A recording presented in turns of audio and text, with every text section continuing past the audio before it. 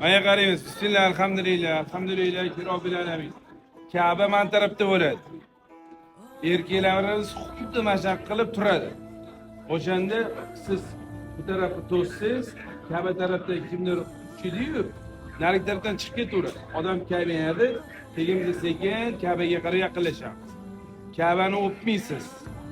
Ka'bani peshanangizga Ka'ba sifatida, ya'ni qiblagohimiz sifatida boshingizni qo'yasiz, duo qilasiz. Joy namozga boshingizni qo'yganingizda nima deysiz? Xuddi shuni qilsangiz ham bo'ladi qolasiz.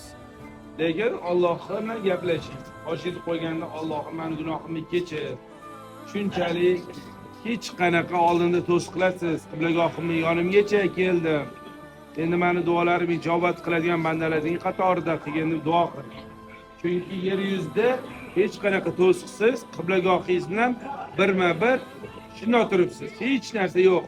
Inshaalloh yer yuzida birinchi bo'lib Ka'baga Allohning rahmati yoyilar ekan. Bu nimadan dalolat? Birinchilardan siz olasiz. Ketdik.